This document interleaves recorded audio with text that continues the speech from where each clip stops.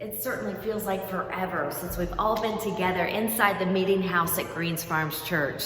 And if you can see it, things sure are looking different. The Church of the Future is underway. This is the church, and soon it will be the Church of the Future.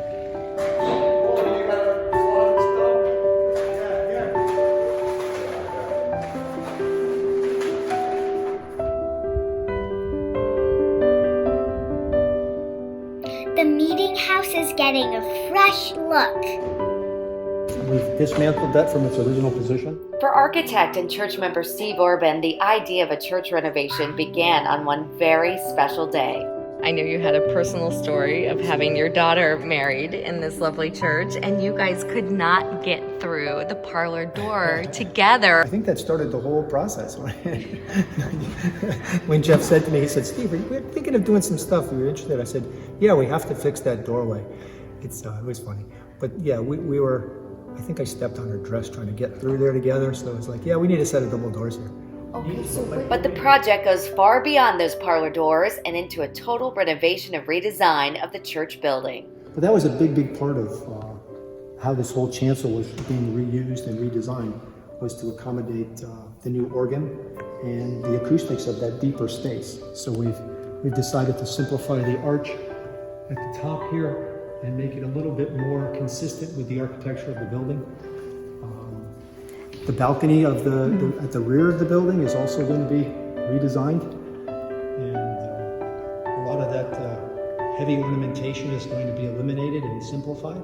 But one of the things that I think everyone's going to probably find interesting is that we're going to have a portico out front, where now we basically had engaged pilasters with no real overhang.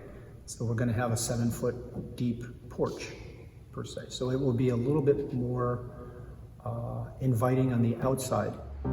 Changes for generations to come. Is there an aspect that you are most proud of? I think the balance in the architecture that we're trying to create by expanding the school, which I think is a tremendously positive part of what we're about, working with young kids and making that community strong, which helps us stay unified as everyone moves forward. I've been working on zoning for 6 months. Builder and church member Rick Benson is leading the construction. So the big elements of this church renovation and expansion are partly the sanctuary, the reorienting the choir and extending both the front and the back of the sanctuary and extending the nave here. But an awful lot of the money is being spent in the rest of the building. This current cozy part of the parlor, this wall gets blown out about 9 or 10 feet. Wow. So it'll become a little nook. But the whole rest of the space, all the way from here to Jeff's office, will become a new social hall. The new social hall will be called the Fellowship Space. The church has always been, or was built around this memorial garden. So as you look at these 4 walls, you'll notice that the floor of the church is way up here, and this is the current parlor.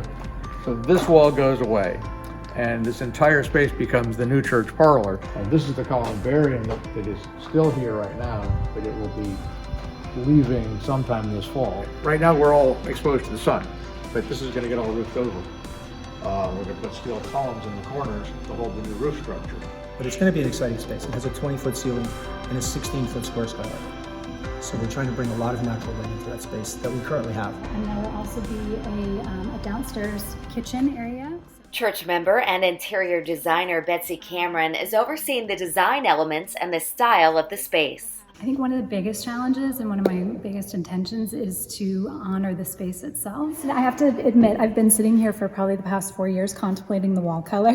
Are you serious? I have. One of the things that I love to play with is what spaces want to be and how do they reveal themselves. So I've actually chosen something called cloud cover. So I wanted some warmth, and also from a historical context, the colonial colors, it's more the color of what would have been considered putty. We're gonna just do a very like hint blue on the ceiling. We are darkening up the floors, and so this is an ebony stain over an oak floor, and it's gonna run the length of the aisles, and it's also gonna be up in the chancel area. So we will be having some carpeting. We're shifting our red to a blue color. It's one of the friendliest colors. It's a very, it's sort of a seaside feel, as well as being really complementary to our lovely choir robes. So this carpet, as we reimagine the stairway up to the balcony, and then also the balcony itself, and then in the back entry, we're going to move to a slate floor. The project will be done in 3 phases. The Meeting House and Memorial Garden, Phase 1. Phase 2, creating the first floor fellowship and parlor space and adding the second floor to the nursery school. Phase 3, a reimagined second floor social hall with a youth room and the church offices. Another fairly major expense is going to be a new sprinkler system, a new fire sprinkler system in the entire building.